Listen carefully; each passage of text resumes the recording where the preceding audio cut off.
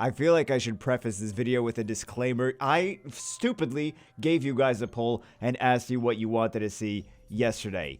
You said commentating matches from rarely used Nat 5 and RTA, which we did on 2 Nat 5s, and you also said the second most picked thing was commenting low-level commentating. Low-level-ish RTA matches with weird picks on the alt. So, that is what we're doing today. I like to pick weird things on my Asia server. It's low level. I like to pick weird things on my Asia server alt, and we're going to see some matches today with that. So like I said, low-level RTA on the Asia server alt account, although this guy, if I recall correctly, has Guardian Wings on one of his... Yes, he has Guardian Wings on the Anvil, but for the most part, it's low-level RTA on Asian server account. So the reason that I actually was even doing RTA on this account in the first place, we did a little bit of RTA at the beginning of the season, and since then, just neglected all of RTA on this account and decayed. This is the story of my life. Anytime I'm like, oh, I'll do RTA, and then I do RTA on a different account, and then I do RTA on a different account, and by the time I get back to the first account that I was doing RTA on, it's been like so long as like it's decayed. So, and we lose so many points. So we lost hundreds of points from the beginning of the season when we did some matches. So I couldn't sleep. I was like, you know, let's try to make up for some of the points we lost throughout the past couple weeks. Unfortunately, that's how it is. I mean, there's pros and cons to it. Like, it's good because it encourages people to actually, like, the decay system. It's good because it encourages people to actually do RTA, which Comtuous needs. Summoners War needs, like, bodies in RTA doing RTA content. You can't just have no one to match up against. So that's, you know, there's always the threat of decay, of your account decaying, your points decaying. So that's one of the reasons for that. The unfortunate side effect of that is then you have people that are stronger than they are in lower ranks than they really need to be because they decayed if they didn't do the matches. So you got some pros and you got some cons. So basically this account, or the alts kind of in general, I like to use bruiser teams. I play every account differently, but I like to use bruiser teams on this one. I like to use bruiser teams on the Europe one.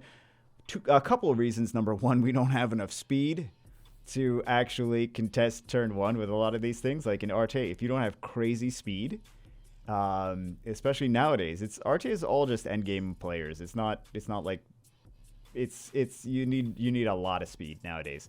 You really kind of always needed a lot of speed, but if you want to take turn one nowadays, 8 years into the game, you need a lot of speed. So we don't have that on the alt, so we got to do whatever we got to do. We try to survive. Like, we're just basically bringing double immunity here and a couple bruisers, and we're basically just trying to survive the enemy's turn one, come back, do some damage, and hopefully win. So like I was saying, every account I try to use different things, and I like to use different things for a couple of reasons. Number one, we don't have the same units on every account, and we don't have the same runes on every account. Number two is it's nice to kind of acclimate yourself to playing different playstyles, because I feel that it makes you more well-rounded just in general. So for this one, it's kind of cool for the Winstring Master. Antares, I mean, is always good against opponents that are going to just take turns and turns and turns and turn cycle and not let you do anything.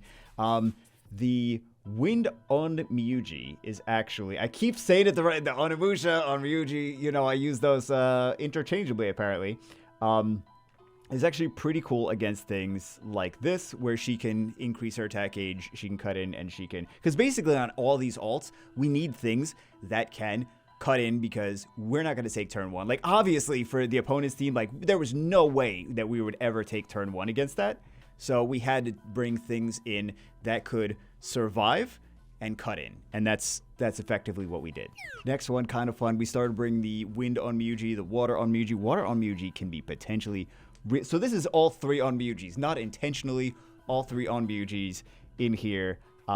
It's fun playing with especially the Water on Muji. I like the Wind on Muji. I'm like the only person, apparently, like no one else appreciates her as much as I do. But I'm like, she's so good against things that turn cycle a whole lot. Like right there, look how much HP that stole from the monkey. Now we have two counters to the Rika, so we could just let the Rika through. Basically, they got this crazy combo, right? The crazy wombo combo. However, we have all things in nature, which is going to give us invincibility. It's going to give us immunity, and we also had the Annabelle there to cleanse everything as well after that. So this is kind of another fun one, although he picked usually they don't pick the Annabelle over there, but he does have 2 strips. He has attack buff, he has defense break, he has multiple sources of attack buff, multiple sources of defense break, multiple sources of strips. There was a lot of stuff. He was going to take turn 1, and there was a lot of stuff. He had combos either way you slice it. So now we kind of need either Antares to start cutting in, we need to start resisting things, we need to start the water on Muji is gonna be instrumental in trying to make a comeback over here. I don't remember exactly how this one played out, actually. I think I misplayed here, if I recall correctly, because I think we had the other skill. I just went for the totem skill, and then like afterwards I was like, we didn't really have to do the totem skill. I mean, it gives us immunity, but we didn't really need the... I don't think we really needed the immunity. I mean, there was the Wind Art Master, but maybe it was a misplay, maybe it wasn't. It was probably a misplay. It was probably a misplay. But let's see, we got the cleanse, we got the heal, super nasty, right? I think he takes... Does he take some... Or am I thinking of a different match? I don't know, guys. It was like the middle of the night when I was doing these matches. I'm trying to remember what exactly happened in some of these matches. Okay, so he's got the scroll trap on the Antares. I think someone actually countered themselves with some of their picks. They picked the Fire Art Master, and then they picked the Leo. And I was like, I'm just going to let that through. Maybe we'll take a look. Or maybe I'm just imagining it. I don't know. It's entirely possible. I'm just imagining things. No, I really think that happened. So someone picked the Fire Art Master and Leo, and I was like, I'll just let them both through. This is like someone last season picked Tianlang and Ragdoll. I'm like, I'm just gonna let both of those units through. You can play with your fun LDs.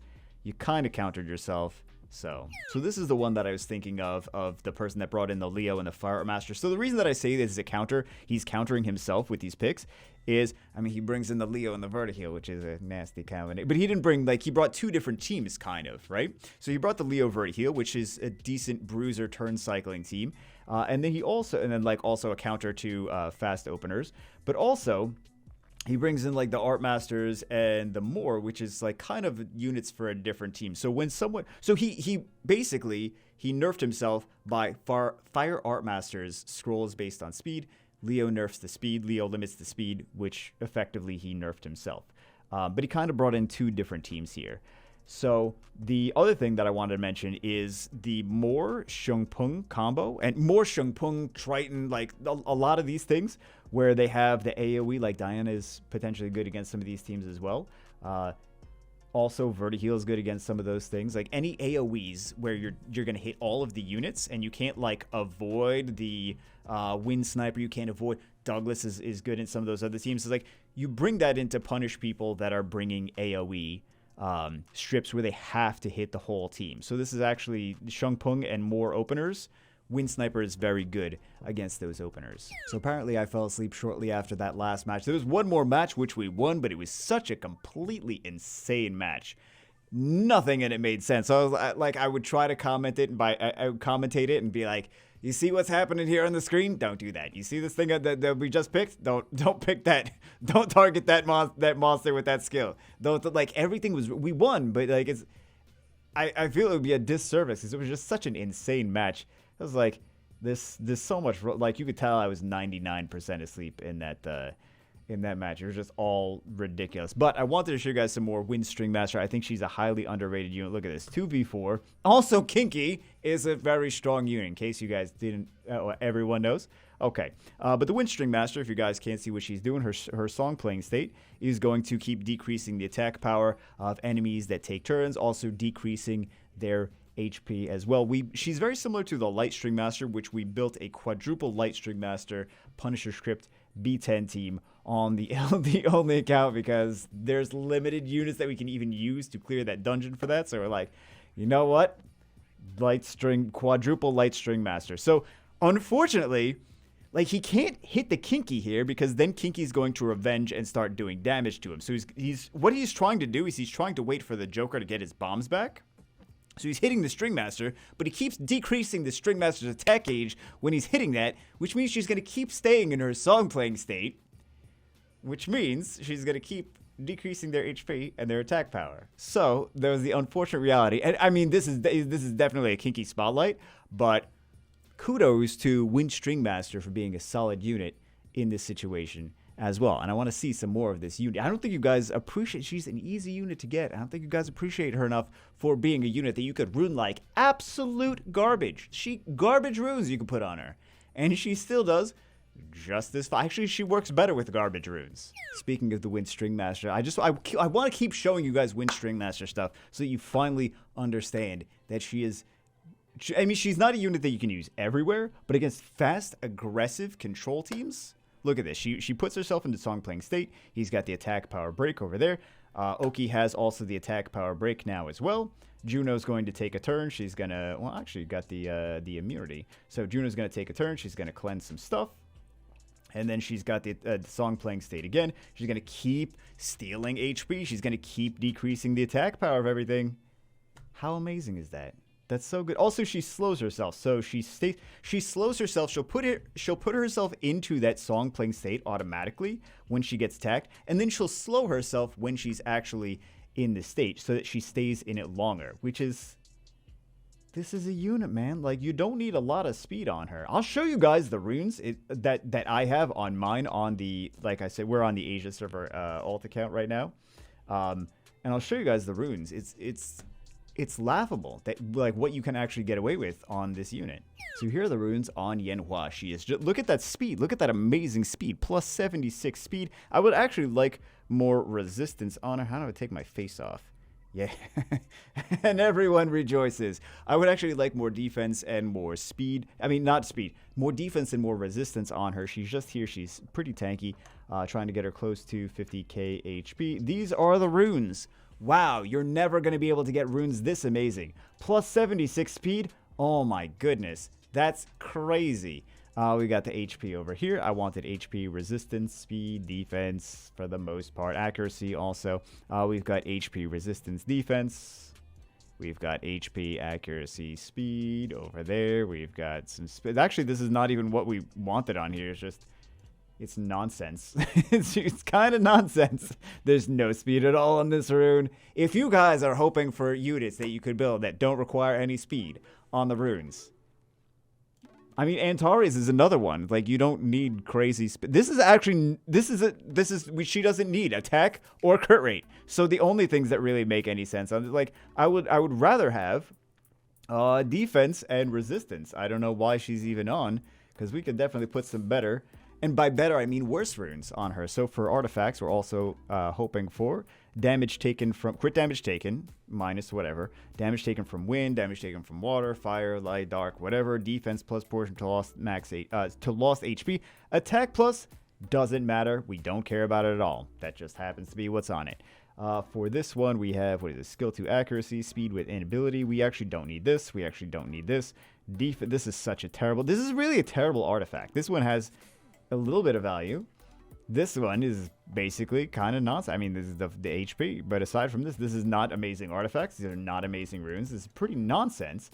And like I said, it's surprising what you can actually get away with this unit. Song decreases the HP of the enemy that gets turned by 5% each. Decreases the attack power for 1 turn with a 75% chance. This is good against things that are going to AoE, attack you, and turn cycle a lot, because it's going to keep, like I said, keep decreasing the attack power, decreasing the HP. 75% until the next turn starts. You become immune to inability effects. Your attack speed gets slowed down by half, which is actually pretty significant. And you cannot attack together or counterattack while playing the song. So, reusable in 2 turns. And then we have uses Melody of Resentment. When you're attacked while not playing the song, damage you receive will be decreased by 30% while playing the song. She's solid against fast, aggressive teams. That's kind of the purpose of her. When your opponent starts bringing in like fast, aggressive units and then starts picking a Wusa after that, then you either have to ban the Wusa, or because that's going to give that's going to be an unfortunate situation that you're not going to be able to use her. But against many different turn cycling teams, especially things like Oliver too. She's gonna keep leeching the HP from Oliver. So she is also good in places like Antares is good, like Douglas is good, like Vertiheel is good. We got some LDs on this account. I don't even like. We got Gani Hathor. I don't even like to use it. We got Oki. We got, what else do we got? Yeah, we got Oberon here. We got some new stuff. I don't know why I clicked on the Pern as if that was somehow something new, but I know you guys expecting another Yenhua match. We're not going to see another Yenhua match. I know you're Yenhua out. You're like, will you please stop with the Yenhua. We're going to see more Wind Sniper now. I know you guys don't ever believe me until there's little red stars on the screen. So we're going to see a little red star Wind Sniper match. Wind Sniper is actually fantastic in here. There are 3 units that are going to activate the Wind Sniper on that team with the AoEs, right? Well, she didn't activate him, but she could have activated him, right? The light polar green. There's also the water Art Master that's going to potentially activate with skill 2 anytime he strips with skill 2. And then we also have Lima if she's going to do her skill 2 over that didn't activate. How dare you? Lima could activate with the skill 2 as well. And the nice thing about the Wind Sniper, which we saw in the other videos, like we did a bit. Oh my goodness. He really went for it. He keeps hitting the Wind Sniper. He really doesn't want that thing on the battlefield. So, as we saw with the other video, we're taking a look at some free-to-play friendly options against some LD5s. We saw someone using Pontos, and we're using the Wind Sniper against the Pontos. So, Wind Sniper just goes through with the skill 1 for all the snipers. Goes through invincibility, goes through defense buffs, goes through anything that's going to mitigate. Oh my god, those buffs! Why didn't they just bring a Praha or something? Actually, didn't they tried to bring the Juno, but the Juno got banned. So that could have potentially activated the sniper, but it did not. But there's just so many AoEs that are going to potentially... There you go. There you go. G1 versus G2 wins with a Wind Sniper against multiple LDs. Anyway, guys, that's it for this one. I hope you enjoyed it. I will see you as always in the next one.